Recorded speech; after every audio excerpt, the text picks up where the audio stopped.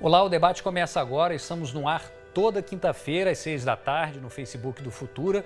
A TV tem debate toda terça às 9 da noite, ou se você preferir, pode conferir todas as nossas edições no Futura Play. O maior movimento de cultura empreendedora do mundo é organizado no Brasil. Coordenada pelo Sebrae, a Semana Global do Empreendedorismo, por aqui, promove atividades em todo o país para capacitar, inspirar e conectar pessoas que abriram ou vão abrir um novo negócio. O maior estudo sobre a dinâmica do empreendedorismo no mundo mostra que 52 milhões de brasileiros já estão administrando a própria empresa e 40% da nossa população gostaria de tocar algum negócio. Mas é preciso olhar para o futuro e enfrentar alguns desafios. A pesquisa Empreendedores do Amanhã, por exemplo, mostra que quase 20% dos micro e pequenos empresários no país ainda não acessam a internet. Aqui no estúdio, com os nossos entrevistados, vamos conversar sobre os avanços e possíveis caminhos para essa atividade tão importante para a economia. Empreender é viver o futuro hoje. Esse é o tema da Semana Global do Empreendedorismo 2019 e é também o assunto do debate de hoje. O número de empreendedores no Brasil é crescente. Em 10 anos, mais que triplicou. Já a participação das micro e pequenas empresas na economia do país tem chegado a quase 30% do PIB, de acordo com números do Sebrae. E um dos indicadores crescentes mais relevantes para a atividade empreendedora no país mostra o melhor patamar alcançado em 2018 para o chamado empreendedorismo de oportunidade, que é quando a motivação dos empresários é a identificação de um mercado em potencial. Mas a abertura e o gerenciamento de um novo negócio exigem um conjunto de habilidades, conhecimentos e estratégias.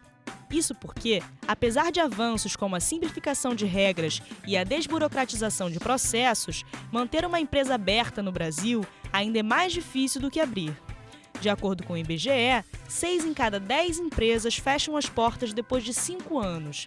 E a evolução tecnológica é cada vez mais ágil. Segundo a pesquisa Empreendedores do Amanhã, além da capacidade de gerenciar a complexidade dessas transformações, o relacionamento humano também é um dos fatores importantes para a gestão dos negócios. Vamos então apresentar os nossos convidados aqui no estúdio. A gente está aqui com o Augusto Tonho, que é gerente adjunto de cultura empreendedora do Sebrae. Muito obrigado pela participação aqui no debate, Augusto. A gente falou ali no início do programa que existe o perfil já aí traçado de um empreendedor do amanhã. Quem seria esse empreendedor? Muito bem, Bernardo. Nós fizemos uma pesquisa qualitativa com 10 especialistas do ecossistema de empreendedorismo do Brasil. E esses especialistas apontaram que tem 5 grandes pontos, né, que definem o empreendedor do futuro. Esses pontos estão associados a soft skills, o primeiro deles, tem a ver com as competências socioemocionais, né? Criatividade, capacidade de se comunicar bem, empatia, resiliência e tantos outros elementos que estão associados à sua competência socioemocional. O segundo deles tem a ver com os hard skills, são as competências técnicas. Né? O que significa isso? É a formação do jovem, né? Do estudante, daquele que acompanha a sua vida, desenvolve sua vida, né? Escolar, buscando se especializar em algo. São os saberes, os conhecimentos, né? Justamente. Então, formação, cursos técnicos, cursos profissionalizantes, né? E curso superior, por exemplo, dentista, né? No ramo da saúde, a questão de um mecânico que pode desenvolver suas competências, né? Com um curso técnico e profissionalizante, né? Desenvolvendo essas competências para atender o seu negócio, e aí vai. O terceiro ponto, ele tem a ver com a questão do idioma. Né? O idioma no Brasil, né, de acordo com uma pesquisa que foi desenvolvida pela Cato em 2017, ainda tem muitas barreiras a serem superadas. Para você ter uma ideia, esse estudo aponta 5% da população brasileira tem conhecimento sobre uma segunda língua.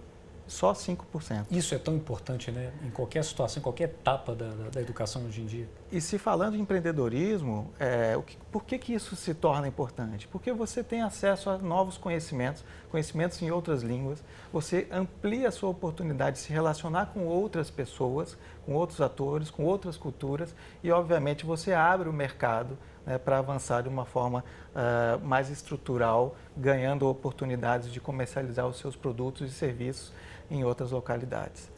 Olha, quem está aqui também é a Sandra Corman, que é coordenadora pedagógica do Instituto Gênesis, da PUC-Rio.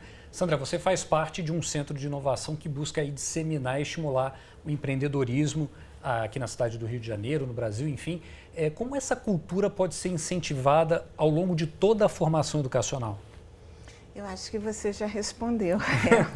Ao longo, né, é uma formação, longitudinal, e essa temática é tão urgente que a gente não pode desperdiçar nenhum momento do desenvolvimento, né?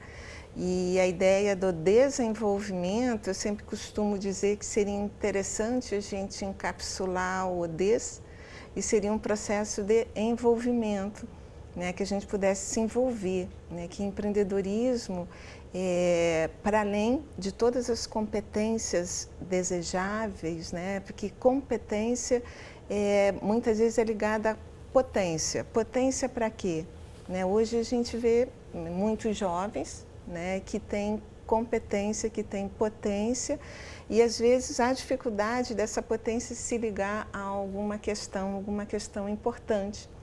Né? Então, quando eu falo que o empreendedorismo é uma atividade longitudinal, que ela tem tudo a ver com educação, né, e trabalho, que são dois temas que não parecem atuais e às vezes eles estão de fora da discussão, né? Mas resgatar esse tema e que o sujeito possa fazer um bom diagnóstico da realidade, de que maneira ele pode intervir, de que maneira, com as ferramentas, né, que o empreendedorismo fornece, né, notadamente no Brasil o Sebrae, né, que tem o alcance, acho que é a experiência mais democrática que a gente tem de acesso a ferramentas, mas tem um passo anterior, e esse passo anterior é exatamente de que maneira que eu posso acessar o futuro, né, que é uma temática muito importante, né? A gente fala de futuro, hoje fala de medo, e o empreendedorismo não combina com isso, né? Futuro, a gente tem que lembrar do desejo não só de fazer parte, mas de ajudar a construir. E de um desejo que precisa estar atrelado a ferramentas também, de alguma maneira, né? Agora, vocês falaram em dois aspectos muito importantes, futuro e o vetor tempo, né? Agora, quando a gente olha para frente, a gente se sente também um pouco pressionado, porque as mudanças estão vindo muito rápido também, né, Augusto? Sim, e isso se reflete, inclusive, em outro dos componentes que foram apontados pelos especialistas. As mudanças provocadas pela internet, pelo acesso à comunicação, pelo volume de informações que a gente recebe a cada dia, Bernardo, têm, de fato, sido essenciais para transformar a forma de pensar, a forma de agir, a forma de colocar em prática, né, o desejo de empreender, por exemplo, né? Concordando com a Sandra, né, empreender é correr riscos, né? Então, se você não estiver preparado para isso, para mitigar da melhor forma possível os seus riscos, aí vem os desafios, né, a serem gerados numa consequência posterior. Mas nessa questão do futuro, né, e do tempo e das influências hoje digitais, o componente que foi mapeado pelos especialistas tem a ver com a fluidez, né, digital. A tecnologia da informação precisa ser, de fato, absorvida pelos empreendedores de uma forma mais natural, né? O marketing digital, por exemplo, tem sido, né, um dos componentes transformadores. É um beabá hoje em dia, praticamente, né? Justamente. Né? Então, esse é um elemento que traz uma nova realidade para aqueles jovens ou para aquelas pessoas que hoje desejam, né, entrar no mundo do empreendedorismo e que daqui 5 ou 10 anos, né, vivenciarão modelos de negócio completamente distintos do que temos hoje. Né? Então, é importante estar preparado para esse mundo digital. Vamos mostrar já alguns exemplos aqui. A gente vai conhecer agora uma história vinda lá do Paraná. São 2 jovens ambientados no universo do empreendedorismo que levaram adiante os propósitos e os princípios dessa cultura. O resultado foi a criação da EduMaker, que é uma empresa de educação e cultura maker voltada justamente para EducaMaker, que é voltada justamente para o fomento ao empreendedorismo e o empoderamento tecnológico. A startup reúne alunos de todas as idades e os coloca como protagonistas da aprendizagem. A gente vai ouvir o depoimento do Henrique, que conversou com a nossa equipe enquanto participava de uma competição em uma feira de tecnologia e inovação em Pato Branco. E a EducaMaker foi uma das vencedoras. Olha só. Olá, eu sou o Henrique, sou o cofundador da EducaMaker. Em 2016, eu e o Diego Bassani, meu sócio, tivemos a ideia de criar uma startup, uma edtech voltada realmente à educação e tecnologia, para mudar e transformar a educação. Baseado nisso, a gente correu atrás de vários processos de incubação, aceleração, participamos de vários desafios para melhorar o nosso processo empreendedor, sermos mais empreendedores e, com isso, transmitir aos nossos alunos, né? Para que eles também possam, desde cedo, ter acesso à tecnologia, criar novas tecnologias e montar novas startups, novos negócios, produtos e soluções. A EducaMaker, ela trabalha muito forte com a cultura maker, né? Um movimento, uma metodologia, né? Os nossos alunos têm acesso tanto dentro de sala de aula e fora da sala de aula, porque o objetivo é com que elas coloquem a mão na massa, criem novos produtos, novas soluções, seu próprio hardware, sua própria impressão 3D, seu próprio robô, mas não só dentro da sala de aula, fora também, né? Então nós inspiramos elas, trabalhamos bastante a questão de criatividade para que ela consiga ver novos horizontes, ter novos contatos e o desafio de criar novas tecnologias, né? O desafio está em sempre criar, né? Para isso a gente tem que sempre estudar também. Os nossos professores e na formação de outros professores, nós mostramos que é preciso sempre criar e inovar. E com isso os alunos vão atrás. Um dos métodos da EducaMaker não é criar um local onde os alunos vão externamente, e sim criar espaços dentro das escolas, dentro das instituições, para que elas possam aproveitar melhor esses espaços. Então, com isso, a gente consegue ter um acompanhamento melhor e entender quais são os principais desafios desses alunos ou dessa comunidade no crescimento tecnológico. A Educa, ela faz bastante parcerias porque o que a gente entende é que todo mundo precisa realmente trabalhar com a educação, todo mundo precisa ajudar na educação, não é mais só falar que a educação precisa de apoio, né, e sim fazer. Sandra, me parece que as escolas têm um papel, sem dúvida, fundamental nesse processo de preparar essas gerações. Agora, as próprias empresas também têm um espaço ali onde elas podem atuar em termos de fornecimento de aplicativos, de soluções também, né? Sem dúvida, as empresas elas fazem parte da cadeia de formação, né? Que antigamente se falava que o sujeito acabou os estudos, né? Pronto, acabei os estudos. Os pais até ficavam felizes nessa época. Hoje parece que há um prolongamento disso, né? Então, muitas empresas às vezes fazem o papel da incubadora, né? Se assemelha a isso como espaço de desenvolvimento. Então, é muito rico, porque a temática principal, eu acredito, o que mais dificulta o empreendedorismo, quando a gente está pensando que a gente dispõe de ferramentas, por exemplo, a PUC tem uma formação de empreendedorismo, 18 matérias, tem a incubadora que fornece insumos de formação, né? Mas tem uma temática anterior que acompanha o ensino, que a gente já sabe, né? É bem desagradável falar disso, mas que é a dúvida, a incerteza, né? Muitas pessoas hoje matriculadas em universidades de ponta convivem com a dúvida. Então, essa experiência que traz aqui, né, de um grupo que leva experimentação, né? Porque quanto maior a minha dúvida, provavelmente menor o meu campo de experimentação. Então, tanto empresas quanto a universidade, incubadoras, a missão mais importante é o campo da experimentação, que não é a experimentação dissociada de um sentido, né? Então, todo o processo educacional, ele aponta sentido.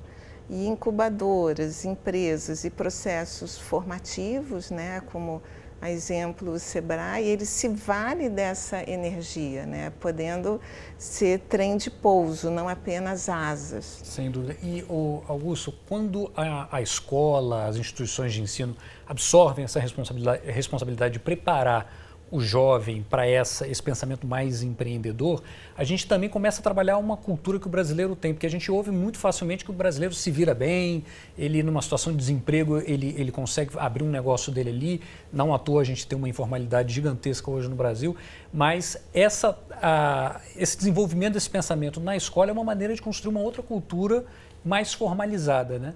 Sem sombra de dúvida, né? O brasileiro tem um jogo de cintura, tem um tino para o empreendedorismo muito grande. Mas isso tem a ver com as dificuldades que o cenário econômico apontam para o seu contexto atual, né? A pesquisa GEM, que é a Global Entrepreneurship Monitor, realizada em 2018, Bernardo, ela aponta que o indicador hoje de empreendedorismo por oportunidade está na casa de 62%. Né? Ou seja, ainda temos 38%, né, de empreendedores que entram no universo profissional, no mundo dos negócios, né, sem, de fato, estar preparado para aquilo. Porque ele não tem na cara e na coragem, às vezes, muitas das vezes na informalidade. Apesar de existir uma política inclusiva no Brasil, diferenciada, que é um dos destaques até em relação em vários outros países, né, desenvolvidos, que é a figura do microempreendedor individual. Né? Essa é uma figura que hoje já são 9 milhões de microempreendedores individuais no Brasil, que certamente contribuiu com o processo inclusivo daquelas pessoas que estavam, né, operando o seu negócio na informalidade. Você tocou num outro assunto que é importante a gente falar, que é a questão da inclusão, né? As mulheres empreendem mais do que os homens, mas ganham menos. E um estudo recente do Sebrae sobre empreendedorismo revelou que as mulheres representam metade dos novos negócios do país, mas ganham 22% menos. E os negócios duram, em média, de 3 a 5 anos. Para participar desse debate, a gente vai dar boas-vindas para a Ana Fontes, da Rede Mulher Empreendedora. Ana, bem-vinda aqui ao debate. Quais são as razões para essas diferenças notadas do empreendedorismo feito pelas mulheres? É mais uma herança aí cultural? Bom, boa tarde, um prazer estar aqui com vocês.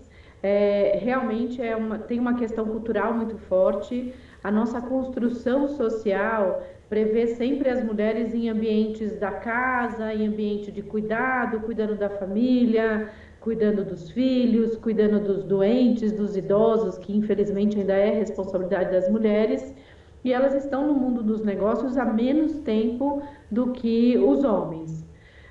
Só que assim, de 10 anos para cá, essas mulheres vêm empreendendo mais, tanto que em boa parte do país, de cada 100 novos CNPJs abertos, 52 são de mulheres.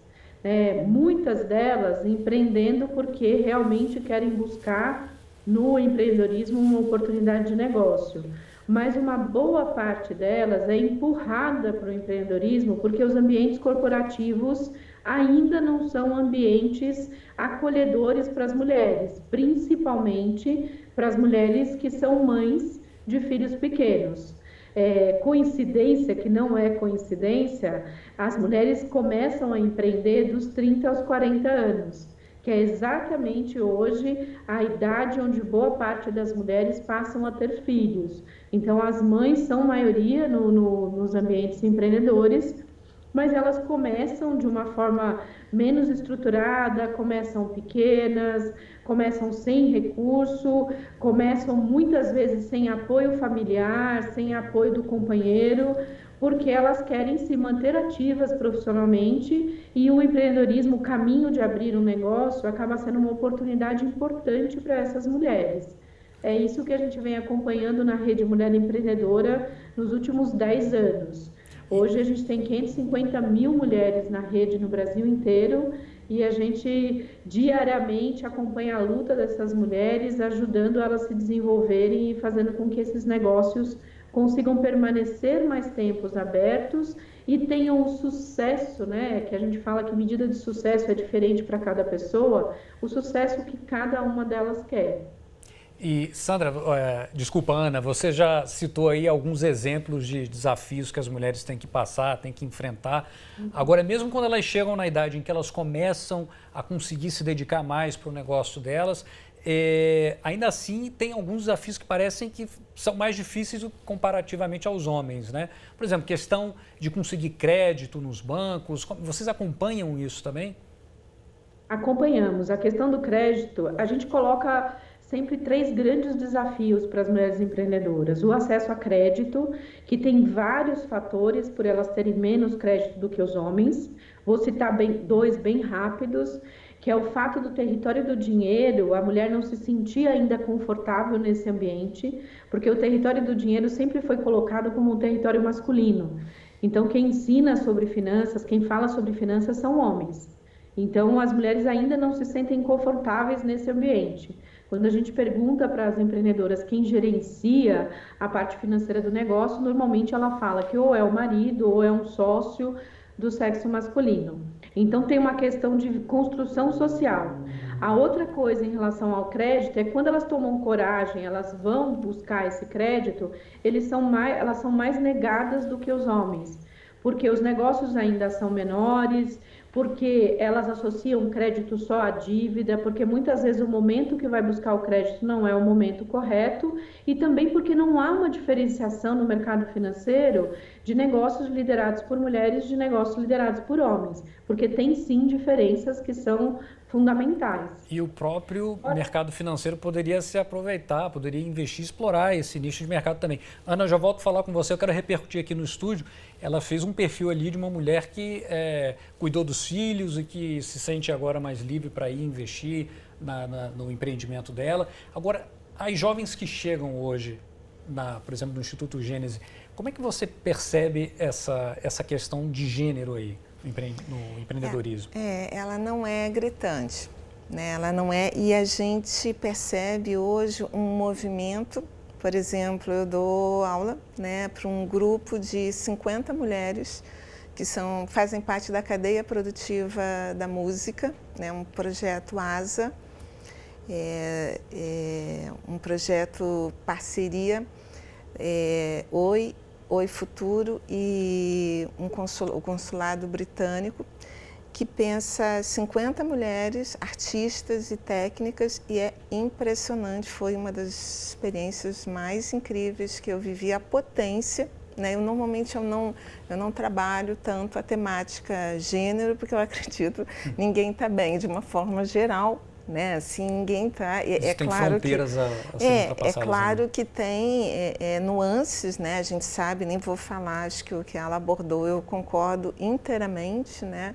Mas, de uma forma geral, né, na temática empreendedorismo, essa experiência de uma puxa a outra, né, especialmente em campos que são extremamente masculinos, né, a área da música. Então, é uma experiência notável que vale a pena a gente investir nessa ideia. Não talvez de forma geral, né, mas de forma especial, cenários onde a experiência é uma experiência masculina, a gente poder intensificar essa vivência de mulheres em postos onde uma chama a outra. Esse é o lema.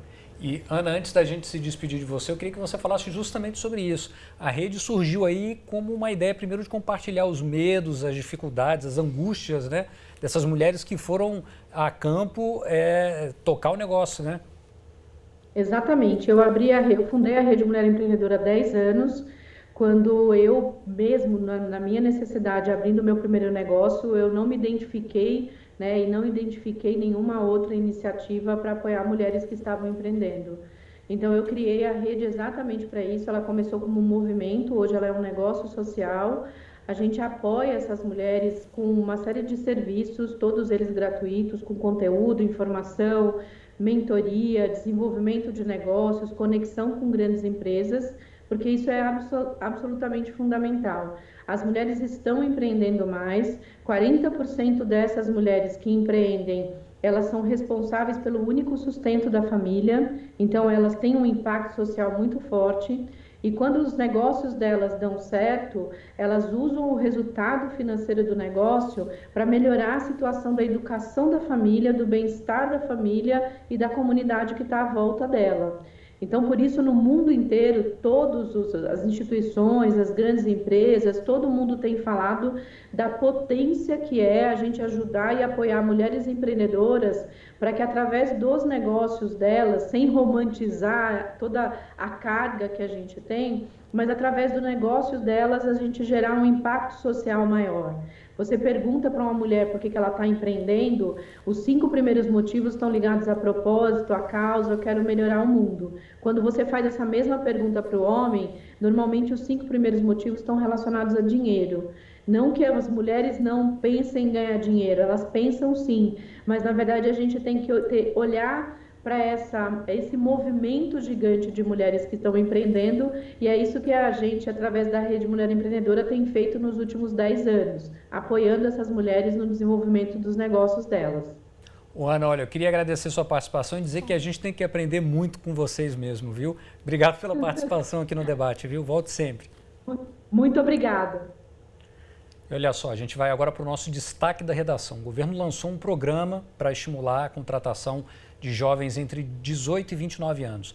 O objetivo é criar uma nova modalidade de contratação contemplando essa faixa etária. Em troca, as empresas terão, em média, uma redução de 30% de custos em encargos trabalhistas. O programa também busca incentivar a oferta de microcrédito e prevê alterações nas regras trabalhistas.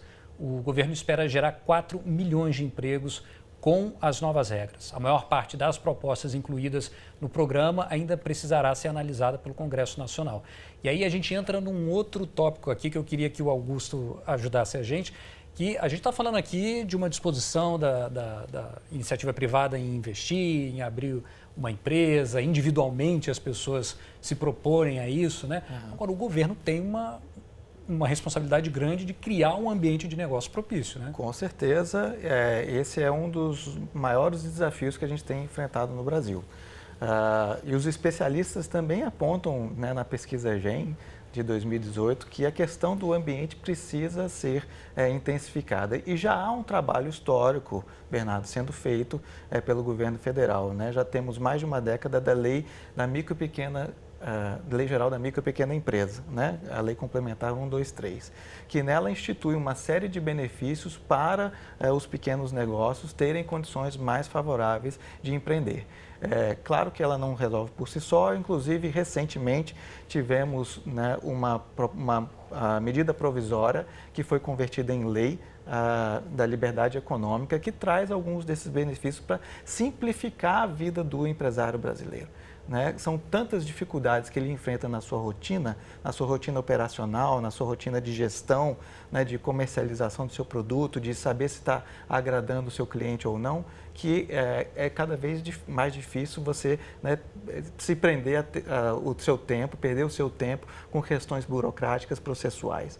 Então, tem medidas que estão sendo adotadas, né? A lei da liberdade econômica traz situações como o alvará, né? Então, os empreendimentos de baixo risco podem iniciar a sua operação sem ter obrigatoriamente, né, o alvará já concedido.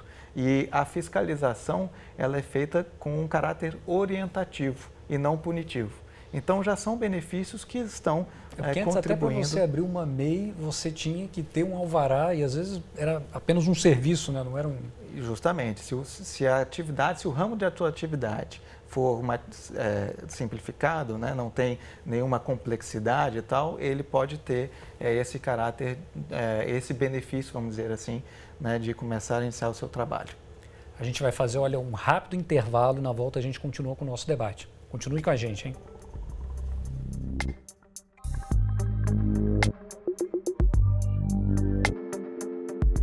O debate está de volta e hoje a gente analisa o empreendedorismo no Brasil e como disseminar essa cultura por aqui. Empreender também é uma importante ferramenta de mobilização comunitária. Nós vamos agora conhecer uma escola de Montes Claros, em Minas Gerais, onde os alunos desenvolvem atividades com a participação da família, impactando todo mundo que mora por ali. Nós ouvimos o depoimento da Cleuma Rodrigues, que é diretora da Escola Estadual Filomeno Ribeiro. ela parou uns minutinhos para conversar com a nossa equipe lá. Vamos ver. O LE cresceu empreendimento de leitura, empreendimento social e financeiro. O objetivo é implantar a cultura da leitura. Então, nós temos uma moeda social que se chama Leuro. A cada livro que o estudante lê, reconta, resolve as questões interpretativas e no final do bimestre apresenta por meio de uma peça teatral, ele recebe um Leuro. Se ele leu 16 livros no final do bimestre, ele recebe 16 euros. Ele vai até a cooperativa estudantil, saca esse dinheiro ou aplica. A gente monta uma estrutura no pátio da escola que a gente chama de shopping do bom leitor, com diversos brinquedos, livros, guloseimas, presentes. Eles compram para si, para as famílias, e por meio dessa metodologia empreendedora a gente tem conseguido sair do baixo desempenho e ir para o empenho avançado em língua portuguesa. É o que as crianças mais amam e adoram, né? Primeiro porque é uma maneira muito divertida, né, de desenvolver as habilidades de leitura, de interpretação. Eles gostam muito, eles gostam porque eles aprendem brincando, eles conseguem presentear as famílias, a si mesmo, né? Tem toda uma metodologia diferenciada, criativa, disruptiva, então é muito bem aceito e visto pelos estudantes, pelos familiares, né? Pela superintendência, pela secretaria. Então, esse é um projeto que é muito bem recebido, né, pela comunidade escolar. Então, nós acreditamos que né, as características do comportamento empreendedor é de suma importância, né? A educação ela não pode ficar só no plano abstrato. O estudo, o conhecimento é para a vida. E a educação empreendedora ela possibilita isso. Para essa comunidade especificamente, é de uma importância extrema, porque são possibilidades a mais para que essa comunidade possa, né, gerar renda, para que ela possa melhorar no aspecto social, né, do desenvolvimento dessa comunidade e do desenvolvimento individual de cada pessoa. A transformação, o impacto social, ele é muito grande e é de forma muito rápida, né? E o mais importante é que aquela comunidade que se via vítima, né, de todo um contexto social, que se via à espera somente de atitudes e providências políticas, hoje ela é uma comunidade atuante. A educação empreendedora e cooperativista, ela é transformadora, né? Ela vai além do empreendimento financeiro, ela transforma comportamento, relações. Vamos seguir a nossa conversa aqui no estúdio. Sandra, era mais ou menos o que a gente falava no primeiro bloco sobre essa necessidade da gente desenvolver essa cultura empreendedora logo cedo, né? Já Exato. Começar a trabalhar ali com os estudantes. E envolver, né? Envolver a parceria, né? Eu acredito que essa temática do social, né, ela é de suma importância para qualquer classe, né? Porque você estaria comprometido, né? O empreender seria uma ferramenta de poder mudar, né? Só que às vezes eu, jovem, né, ou não tão jovem, eu tenho dificuldade de diagnosticar o que precisa ser feito, né? E só que logo no início, com uma atividade tão simples, por exemplo, a leitura, né, mas uma atividade compartilhada, e o êxito na leitura, ele saber que tem um investimento, né, que não é fácil, né? Por exemplo, o inglês, né, essa temática do inglês que a gente abordou, o Caligares, que é um psicanalista muito interessante, ele observou uma dificuldade que nós temos em ultrapassar experiências difíceis, onde o esforço que eu faço, o retorno não é proporcional a isso. Então é muito interessante quando eu me pergunto quais as características do empreendedor, eu utilizo essa definição dele, que é o apreço pelo esforço.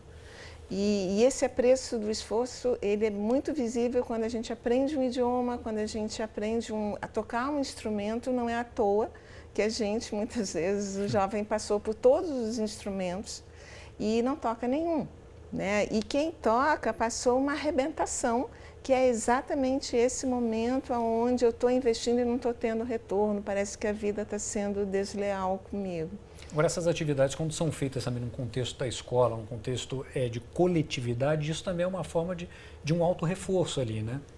De um auto-reforço e você vê que tem ali o trabalho com a família, né? Porque a família, né, a educação, a gente acha que é tarefa, né, da escola, mas a gente sabe que educação preparando para o trabalho, a temática trabalho, ela não é exclusiva responsabilidade da escola, né?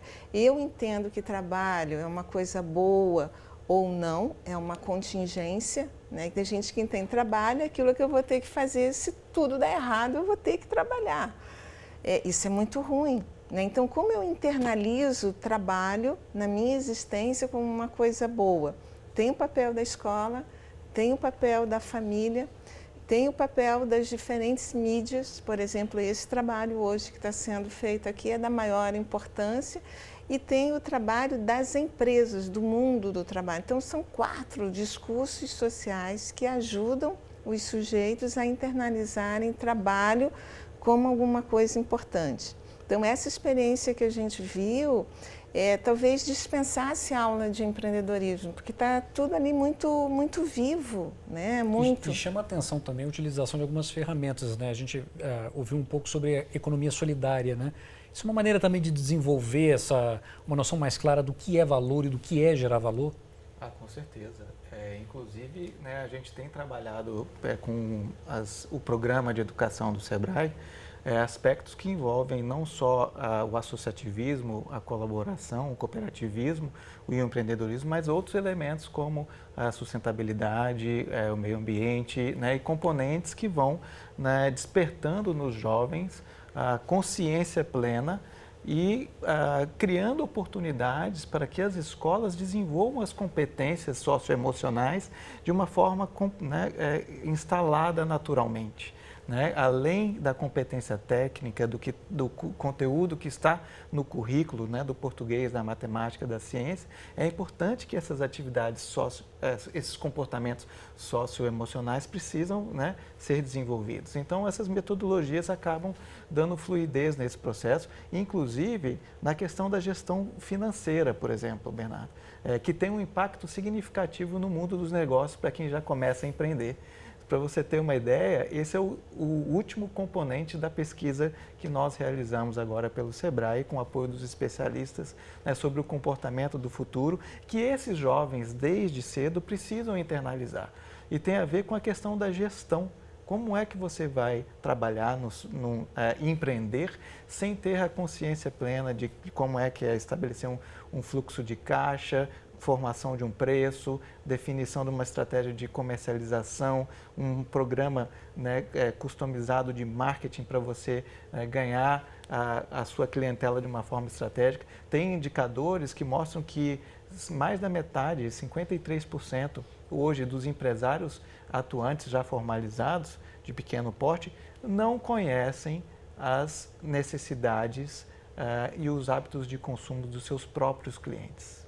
Então, são elementos... Que é uma questão básica, né, de quem trabalha com marketing, quem trabalha no mundo empresarial de alguma maneira, né? Justamente, são elementos que acabam sendo desenvolvidos na base escolar e por isso a educação é tão importante nesse processo, né? Para que chegue num momento em que o empresário comece a fazer a gestão do seu negócio, e hoje o cenário é que 47% deles ainda faz gestão financeira no caderninho.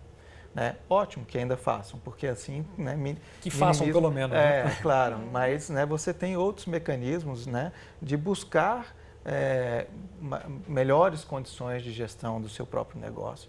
E isso você vai desaflorando desde cedo, né, desde um processo de formação das competências de uma forma holística. Né, do jovem. E vale a gente lembrar também que a educação financeira ela está presente na Base Nacional Comum Curricular para a educação básica, né? Quer dizer, é uma competência que precisa ser desenvolvida também, né?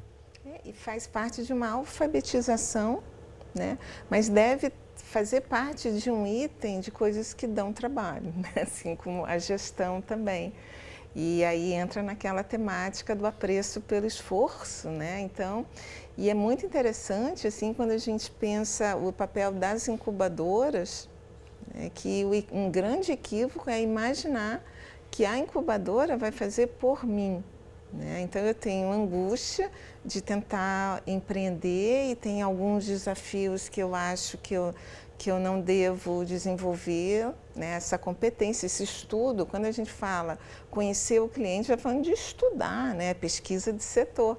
E eu tenho o equívoco, né? Eu cometo esse equívoco de achar que a incubadora vai fazer por mim, né? Então, olha o desafio da incubadora, né? Aqueles sujeitos que buscam, como quem busca terceirizar as angústias, né? E hoje uma coisa muito típica, a gente tem angústia e a gente contrata especialistas, né? Exatamente nesse momento que talvez significasse me envolver, né? Desenvolver e estudar, né? Às vezes, o que eu estou buscando como consultoria seria perfeitamente atingido com algum estudo, com o debruçar sobre esse tema.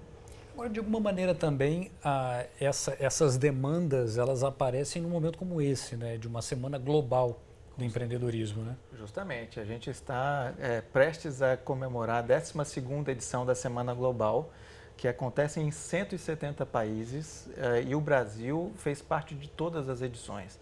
Inclusive, no ano passado, nós fomos reconhecidos como o país de melhor campanha de mobilização nacional e chegamos com mais de 8.000 eventos e 1 milhão de vagas ofertadas para quem tem interesse em empreender, quem tem interesse em conhecer mais, se capacitar, se inspirar, se conectar com o ecossistema de empreendedorismo, com outros atores, com oportunidades de negócio que estão sendo aí, né, discutidas. Então, enfim, é uma oportunidade ímpar para quem quer empreender, né, que deu o seu primeiro passo rumo ao empreendedorismo, se capacitando e consultando as ofertas que estão disponíveis no site empreendedorismo.org.br.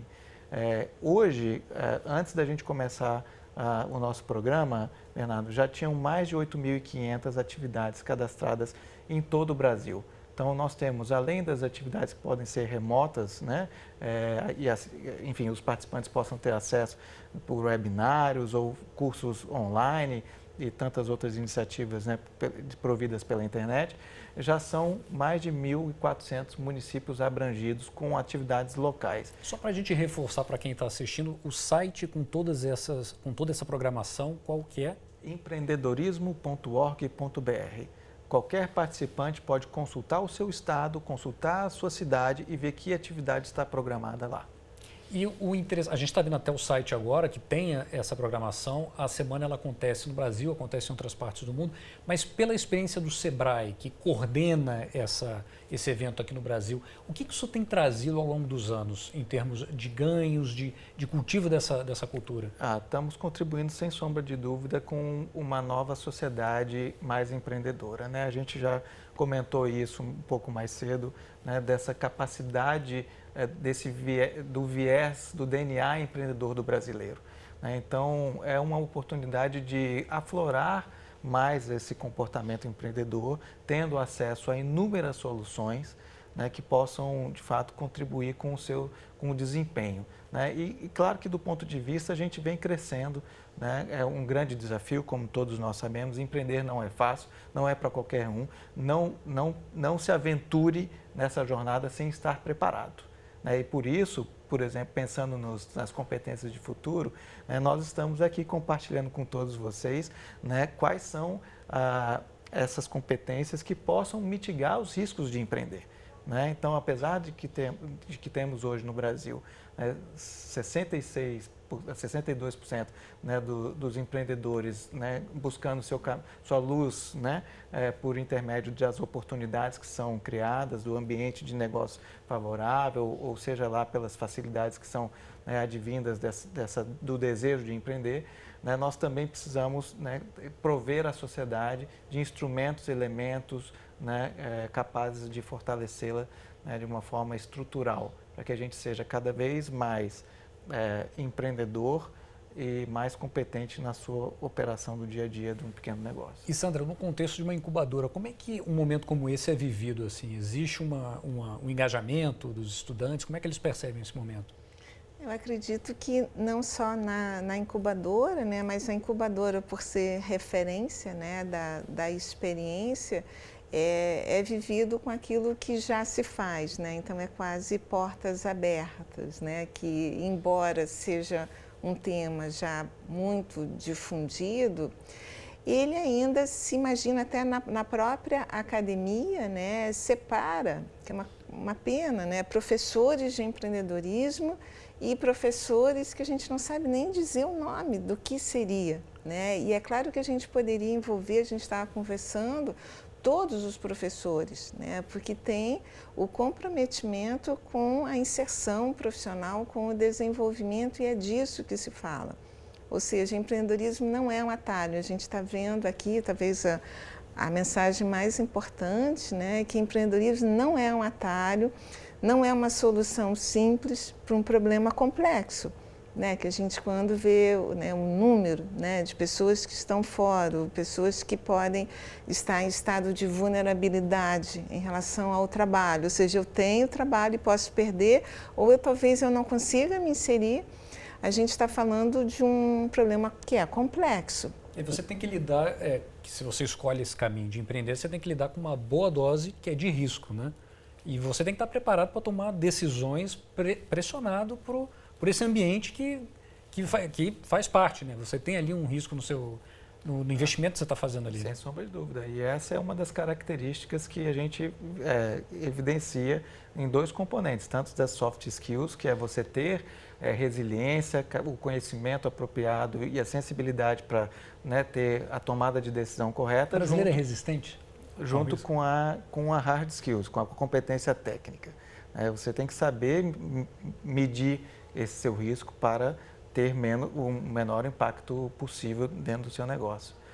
Né? Eu acho que eu te botei numa saia justa agora, né? Você acha que o brasileiro tem essa, de maneira geral, claro, a gente não pode aqui ficar reduzir todo mundo às mesmas categorias, né? Mas você acha que o brasileiro tem essa coragem assim, de assumir esses riscos?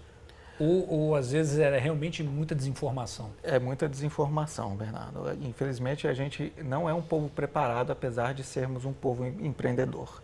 E isso advém de uma necessidade de formarmos, né, ao longo da história, né, do processo, né, acadêmico, com conteúdos e elementos capazes de despertar essas competências nos nossos jovens. Para você ter uma ideia, né, então, assim, pouquíssimos jovens hoje dão o próximo passo para uma especialização, para uma formação especializada num curso, né, universitário, e a maioria deles vão para o mercado de trabalho. Então, eles vão sem conhecimento técnico, sem, né, especialização, né, com limitações, claro, né, para tomada de decisão e para se inserir, né, de certa forma, na operação de um negócio, né, de uma forma estruturada. Era aquilo que a gente falava também, né, de que a gente vê que o brasileiro às vezes se lança numa necessidade de ter ali algum sustento e aí começa a fazer algum tipo de trabalho, algum tipo de serviço. Isso acontece nas comunidades, né? De que maneira essa experiência pode ser aproveitada? Como é que você vê isso, Sandra? Eu costumo não diferenciar empreender por necessidade ou por oportunidade. Eu acho que chega um momento essas coisas se misturam, né? Porque às vezes assim, baixa renda, né? Assim, eu estou pensando assim, só lançando uma outra, vai empreender por necessidade, não por oportunidade. Então eu não embarco muito nisso. Eu acho que o que acontece? Baixa renda, com frequência, ele tem muito atualizado um diagnóstico, né, uma demanda real. Né, e tem demanda de trabalhar também, ele não está simulando isso. E quando investe capital próprio. Né? Então, quando a gente fala o medo, tem que perder o medo de investir, eu pergunto, quem constituiu esse capital? Sabe? Não ter medo de investir, né? Não ter medo de correr risco. Né? Tem alguém correndo risco por trás de mim. Né? Eu observo Eu monitoro alguns projetos exitosos e, com frequência, aquele capital foi gerado pelo próprio empreendedor. Né? O valor investido no negócio, ele entende disso, ele vai lidar muito melhor com a frustração, ele vai postergar muito mais a obtenção de prazer, porque ele entende quer dizer, que dinheiro é significante. Existe uma inteligência que está agindo ali que mostra uma oportunidade também, né? É claro. Eu até queria resgatar um pouco dessa questão da internet, que é tão relevante, né? O dado de 2018 aponta que 73% dos pequenos negócios formais no Brasil não tem página na internet e que 60% deles não usam as redes sociais. Quer dizer, isso é incrível, porque né, tem mecanismos de você atrair, persuadir, né, influenciar a sua lógica de comercialização de uma forma estrutural. Então, ainda há uma necessidade muito grande do brasileiro perceber as forças dessas ferramentas como uma estratégia, né, de gestão do seu próprio negócio. Agora, o Sebrae tem feito também, colaborado bastante com essa qualificação, com essa capacitação para uso da internet.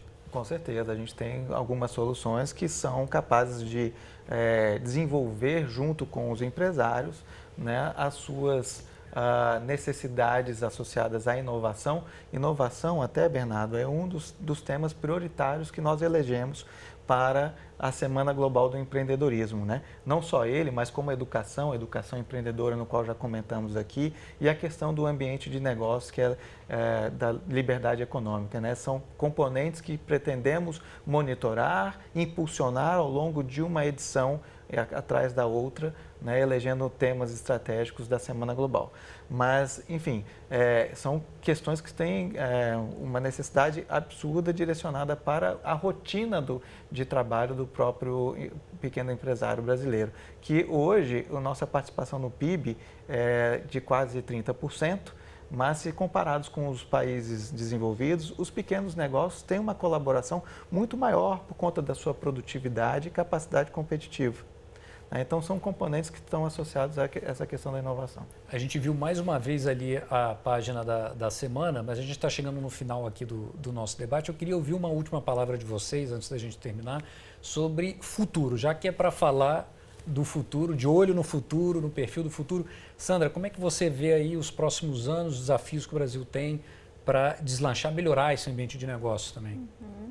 Eu acho que o futuro, ele pode ser promissor, né, na medida que a gente consiga isso, substituir a temática medo, né? Não pode ser pela temática desejo, mas não é um desejo qualquer, né? Quanto menos privatizado o meu desejo, eu acho que isso, né, a gente abordou aqui, ou seja, quanto mais essa minha visão de futuro, né, for influenciada por uma visão compartilhada, né, mais gente desejando a mesma coisa, mais chance de sinergia. Né? Acho que a gente tem demandas, eu acho que o Brasil, de uma forma geral, essa temática da qualificação, eu sinto que é uma revolução silenciosa, né, que a gente vai poder fazer sem grande alarde. Né? Então, tem muita coisa para ser feita. Quer dizer, um profissional que junte as pontas, né? Quando a gente fala da comunicação, com tantas ferramentas para comunicar e esse número reduzido de pessoas, muitas vezes está faltando, né? Falta ali um profissional que junte as pontas. E juntar as pontas não é apenas empreender de maneira privatizada, mas é empreender a partir de uma causa, a partir de um propósito um pouquinho maior. Com certeza. Augusto, 30 segundos, hein? Vou te deixar numa situação aqui. Não, eu sou muito otimista, pode deixa comigo. Eu sou muito otimista, eu acredito num futuro, né, que nós vamos ter uma grande transformação da educação em função da revisão da BNCC, na Base Nacional Comum Curricular. E eu queria reforçar essa questão da inovação, do paradigma da inovação. Né? A maioria das pessoas acha que inovação é questão de futurologia, questão de tecnologia que está muito distante de si. né? Então, fazer um apelo para todos os empreendedores que inovação ela pode ser processual, ela pode ser, né, incremental e que na rotina do dia a dia, por exemplo, a incorporação de ferramentas como internet, página, Facebook, podem ser transformadoras e alavancadora dos seus negócios. Então, a mensagem que fica é utilize as iniciativas que estão sendo ofertadas pela Semana Global para revisitar as suas, né, experiências e né, seguir na jornada rumo ao empreendedorismo. Maravilha. O Canal Futura está com uma programação aqui também especial para a Semana Global do Empreendedorismo. E antes da gente encerrar, eu queria já agradecer a participação de vocês, mas antes da gente encerrar, eu queria mostrar pelo menos um meme. Será que a gente consegue mostrar? O momento que a gente tem aqui de fazer alguma piada com o que a gente está falando, né? Bom, a gente vai ter 2 memes, olha, mas para que todos esses post-its? O Augusto acho que vai entender a piada, né? O pessoal que trabalha com a ferramenta do Scrum, né? Isso aí. Maravilha. O próximo, estudante, estagiário, empregado, empreendedor. É uma realidade, né? Quem se propõe é essa vida, né? Mas olha, obrigado pela participação aqui no debate. A você de casa, obrigado também. O debate volta na próxima semana com mais conversa, com mais assunto, que não falta, né, no Brasil. Até mais.